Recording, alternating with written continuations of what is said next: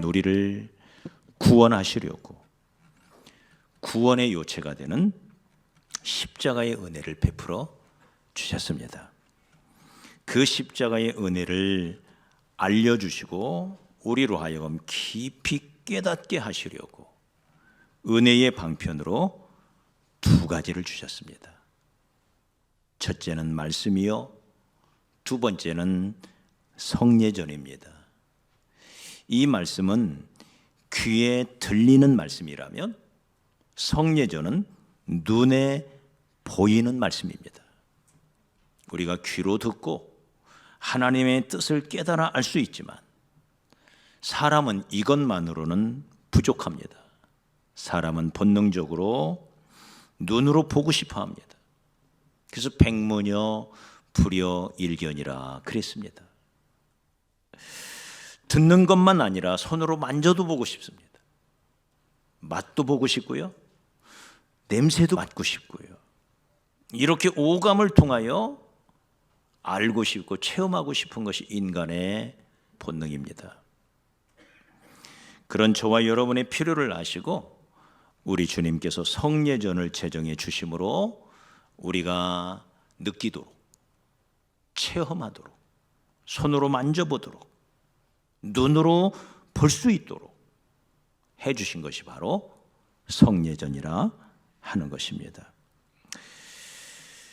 오늘 복된 성찬식이 있는 날입니다. 성찬은 세례와 함께 교회의 2대 성례 중에 하나입니다. 두 개의 성례가 있는데 그 중에 하나다, 그 말입니다. 우리 주님께서 잡히시던 밤 주의 만찬이라 칭하는 그의 몸과 피에 관한 성례를 친히 제정해 주셨습니다.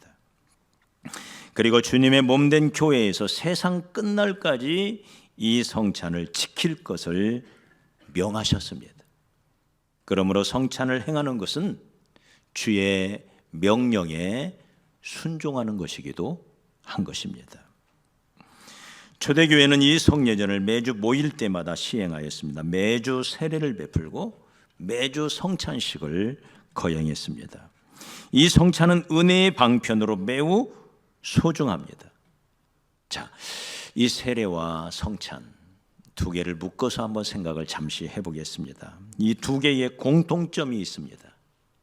이 성례전의 공통점, 그것은 믿음의 핵심인 예수 그리스도의 십자가와 관련이 있습니다.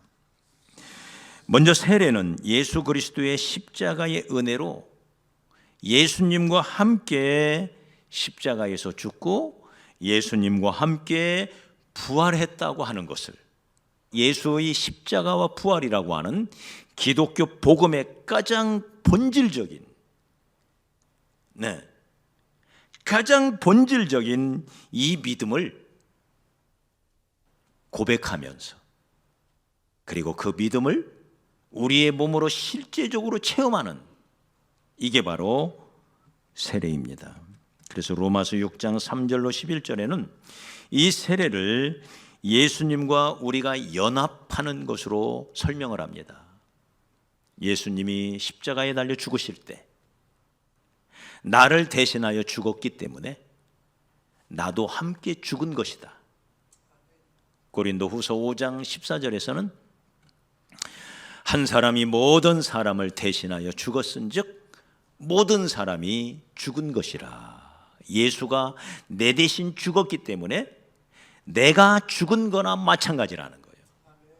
그래서 사도 바울은 갈라디아서 2장 20절에서 내가 그리스도와 함께 십자가에 못 박혔다. 나도 함께 죽었다는 거예요. 실제 내가 죽었나요? 내 대신 예수가 저와 여러분을 대신하여 대표성을 가지고 예수님이 죽으셨다는 거예요. 대표성의 원리는 성경에서 매우 중요한 원리입니다. 첫사람 아담이 범죄할 때 아담에게 속했던 아담 이후에 태어나는 모든 사람도 함께 범죄한 거예요.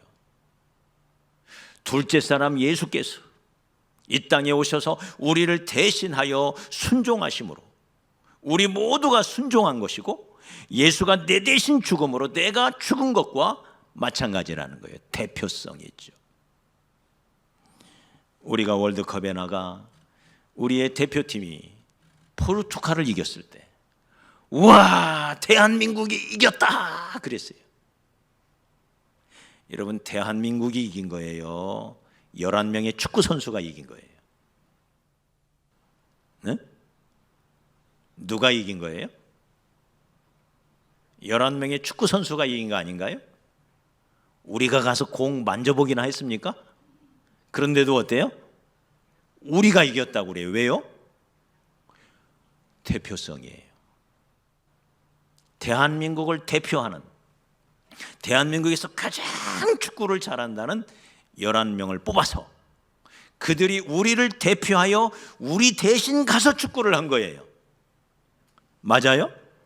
그래서 그들이 이겼을 때 우와, 우리가 이겼다고 했던 거예요. 우리의 대표 선수이기 때문에. 마찬가지예요. 예수 그리스도께서 우리를 대표하여 주님 말씀, 하나님 아버지 말씀에 순종하여 우리를 대신하여 십자가에 매달려 돌아가셨습니다. 그래서 예수의 죽음이 나의 죽음이 되는 거예요. 예수의 십자가와 내가 하나가 되는 거예요. 그래서 예수 죽음 내 죽음이요, 예수 부활 내 부활일세.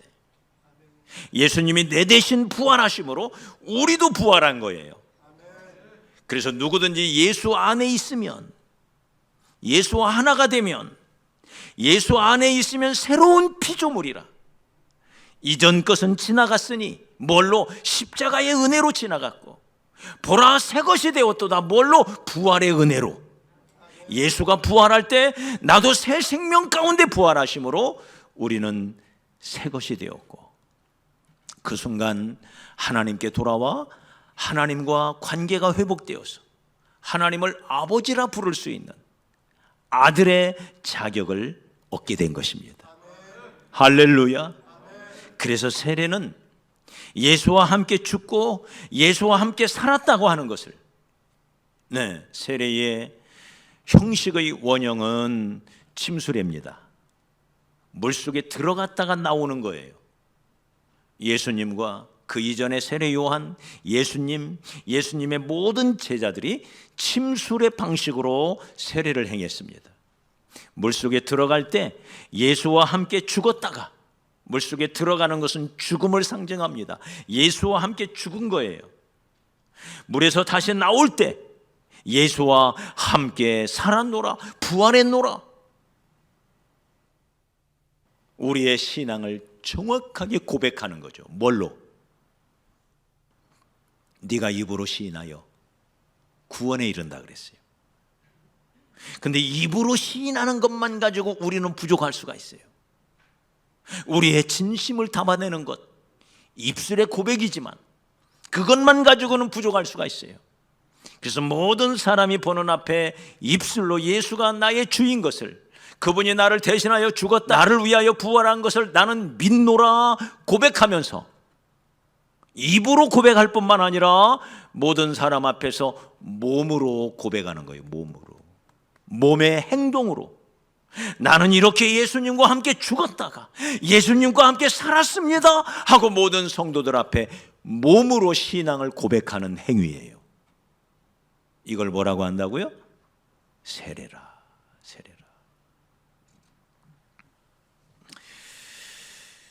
그래서 골로새서 2장 12절에서도 너희가 세례로 그리스도와 함께 장사되고 또 죽은 자들 가운데서 그를 일으키신 하나님의 역사를, 부활이죠, 부활의 역사를 믿음으로 말미암아 그 안에서 함께 일으키심을 받았느니라. 세례로 말미암아 그리스도와 함께 장사되고 세례로 말미암아 그리스도와 함께 일으키심을 받았다. 할렐루야. 이게 세례의 의미예요. 이런 세례는 평생에 단 한 번만 받는 것입니다. 그러나 성찬 예식은 진실한 신자가 주님이 다시 오시는 그날이 될 때까지 반복하여 가지며 참회하는 의식이기에 또 남다른 의미가 있습니다. 이 성찬식은 주께서 잡히시던 밤에 유월절을 지키는 자리, 그 만찬 바로 그 다음 날 유월절 어린 양을 잡는 날이에요. 그날 예수 그리스도는 어린 양이 되어 십자가에 매달리십니다. 바로 그 전날 밤 이스라엘 백성들이 유월절이면 애굽에서 출애굽할 때 구원받았다는 사실을 기억하면서 유월절을 지켰듯이 유월절과 성찬식은 매우 관련이 있는 거예요. 그래서 의미가 비슷해요. 온 애굽 땅에 심판의 영이 골목골목 휩쓸고 다닐 때 우리 하나님이 명하십니다. 어린 양을 잡아서 그 피를 문 인방과 설주에 빨간하게 발라라. 그리고 그 피가 발라져 있는 방 안에서 너희가 잡은 어린 양의 고기를 쓴 나물과 함께 먹어라.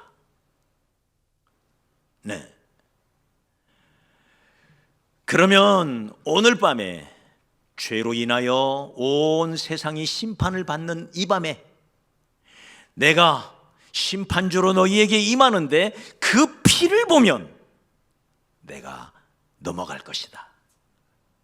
할렐루야. 유월할 것이다. 넘어갈 것이다. 그 말이에요. 유월. 넘어간다. 그 말이에요. 뭐를 보고? 피 때문에. 저와 여러분이 심판을 받지 않고 죄사함을 받아 하나님의 자녀가 되는 것은 우리의 공로가 아닙니다. 우리의 노력 행위가 아니에요. 오직 어린 양이신 예수님이 내 대신 내 모든 죄를 대신하여 십자가에 매달려 피 흘리셨기 때문에, 나를 대신하여 그 몸이, 그 귀하신 몸이 채찍에 맞아 찢어지셨기 때문에 우리의 죄가 사함받은 것입니다. 그래서 유월절 어린 양의 피와 그 어린 양의 살을 먹듯이 유월절 만찬 자리에서 우리 주님이 일어나셔서 떡을 떼어주면서 이것은 내가 너희를 위하여 찢기는, 너희 죄값을 치르기 위하여 산채로 드려지는 내 몸이다. 뿐만 아니라 피를 의미하는 빨간 포도주를 부어 나눠주면서 이것은 너희를 위하여 흘리는 나의 피다. 그러니 너희는 올 때까지, 내가 다시 올 때까지 이 성찬을 기억하면서 떡과 포도주를 마시면서 내가 너희에게 베풀었던 어린 양의 은혜, 십자가 보혈 은혜를 너희들은 기억해야 할 것이다 라고 가르쳐 주신 것입니다. 이 성찬 예식은 결코 가볍게 여겨져서는 안 됩니다. 오늘 이 말씀은 이 성찬을 축복의 잔이라 그랬어요. 축복의 잔. 이 성찬이 우리에게 복을 가져다 준다 이 말이에요. 동시에 주의 잔은, 이 성찬을 주의 식탁이라 그랬어요. 그래서 이 성찬을 거룩한 식사라 그렇게 부릅니다. 주의 식탁을 얘기하면서 귀신의 식탁을 얘기합니다. 우상에게, 귀신에게 드려지는 제사를 말합니다. 그런데 우리는 그 제사에, 귀신에게 드리는 제사에 참여하는 것이 아니라 성찬식을 통하여 하나님 앞에 제사를 드린다는 거예요. 이방인의 제사와 성찬을 비교하고 있는 거예요. 우리는 제사를 드리지 아니하고 제사 대신 성찬을 행하는 것입니다. 할렐루야.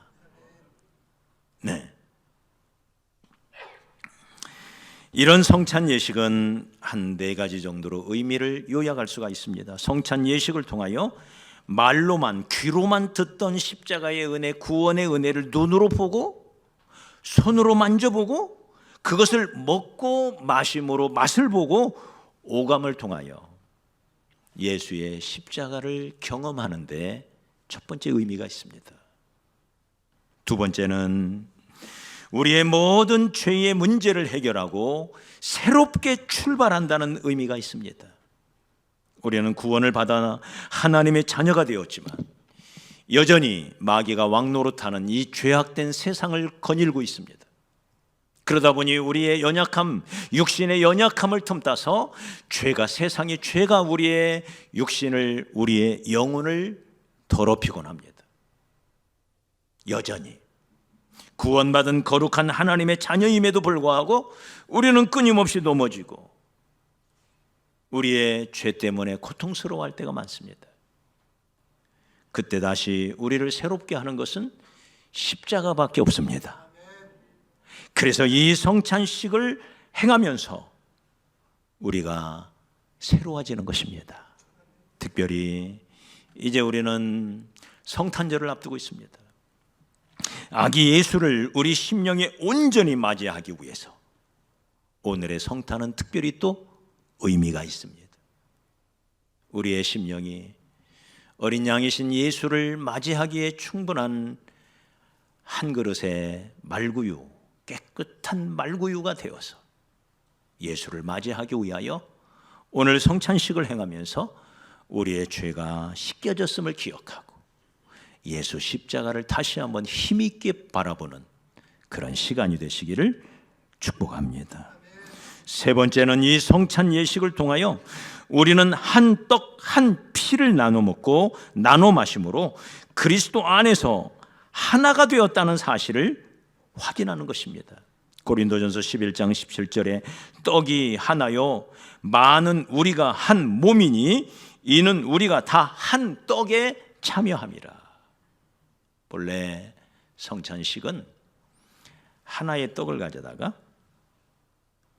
예수의 몸을 상징하는 하나의 떡을 가져다가 각자가 떼어 먹는 거예요. 이게 오리지널 방식이에요. 그런데 특별히 요즘 같은 이 코로나 상황에서는 위생의 문제가 있기 때문에 다 잘라 놓습니다. 그래서 하나씩 딱딱 가져가시기에. 그러나 본래의 의미는 한 떡이에요. 한 떡, 한 떡. 그래서 그 한 떡에 저와 여러분이 참여함으로 말미암아 우리는 주 안에서 하나임을 선포하는 것입니다. 예수의 한 피를 나눠 마십니다. 그 순간 우리는 주 안에서 하나님의 한 가족으로 혈연 관계가 되었음을 확인하는 것입니다. 할렐루야. 예수의 피를 나눠 마신 한 가족, 이게 저와 여러분이에요.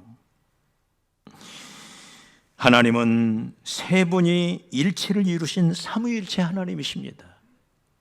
그 하나님은 우리가 주 안에서 하나 되기를 원하십니다. 그래서 요한복음 17장 11절에 저희는 나는 세상에 더 있지 아니하오나 저희는 세상에 있사옵고 나는 아버지께로 가옵나니 거룩하신 아버지여 내게 주신 아버지의 이름으로 저희를 보전하사 우리와 같이 우리 셋이 하나가 된 것처럼 삼위일체가 된 것처럼 저희도 하나가 되게 하옵소서.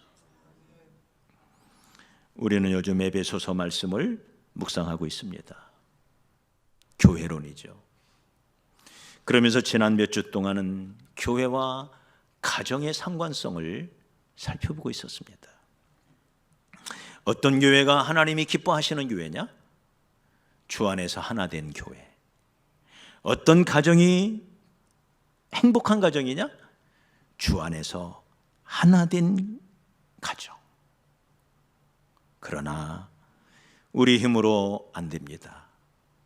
교회를 우리 힘으로 어떻게 하나로 만들 수가 있고, 우리들이 그렇게 천국 가정을, 에덴의 가정을 꿈꾸지만 가정이 하나가 되었다는 것을 느낄 때가 솔직히 많지 않을 때가 있어요.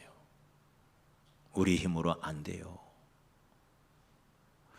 그리스도의 십자가의 은혜가 필요합니다. 그래서 성찬을 행하면서 우리는 간절히 기도할 겁니다.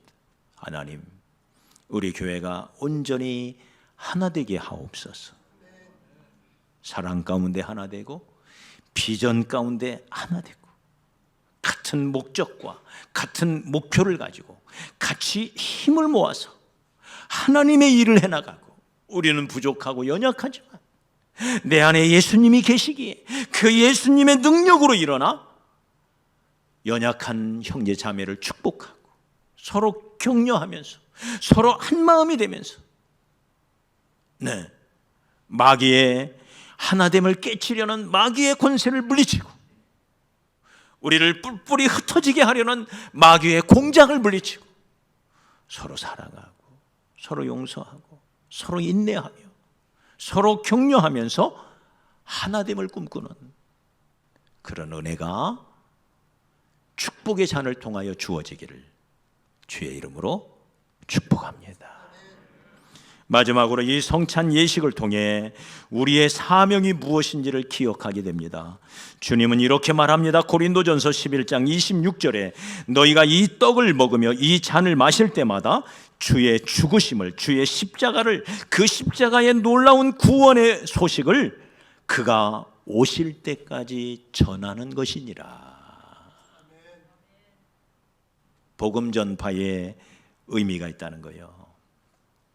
내가 성찬을 통하여 내 모든 죄가 씻음받았음을 확인했다면 이 놀라운 구원의 소식, 복된 소식, 온 세상을 구원하는 유일한 십자가의 은혜, 이 놀라운 은혜를 내 주변의 사람들에게 알려줘야지. 이걸 전파하는 자가 되어야지. 그렇게 결단하고 고백하는 시간이 성찬의 시간인 것입니다. 웨스트민스터 소요리 문답 96문에 의하면 주의 성찬은 곧 성례이니 그리스도의 제정하신 대로 자기 멋대로 자기 소견대로 행하는 게 아니라는 거예요. 구약의 제사를 제사법에 따라 그 까다로운 절차대로 하나님이 정해주신 그대로 드려야 했던 것처럼 주께서 정하신 제정하신 규례대로 너희는 행해야 한다. 규례대로 떡과 포도즙을 주며 받는 것으로 그 죽으심을 나타내는 것인데, 이것을 합당하게 받는 자들은 육체와 정욕으로 참여하는 것이 아니라 믿음으로 그의 몸과 피에 참여하여 그의 모든 혜택을 받고 은혜 가운데서 영적인 양육과 장성함을 얻게 되는 것이다. 축복의 잔인 거예요. 축복의 잔. 이렇게 성찬 예식은 우리가 주님의 몸과 주님의 피에 참여함으로 말미암아 십자가의 그 놀라운 은혜를 다시 한번 새롭게 하고 그 은혜 때문에 영적인 양육과 성장을 얻어 주께 더 가까이 나아가는 그런 축복의 예식이라고 하는 이야기인 것입니다. 그러므로 오늘 우리가 이 성찬 예배를 드리면서 우리의 마음을 새롭게 하고 다시 한번 주께 더 가까이 나아가고 내 힘으로 할 수 없는 그것들을 하나님 십자가의 능력으로 하시옵소서, 이렇게 기도하는 마음으로 우리가 성찬식을 진행하는 시간이었으면 좋겠습니다.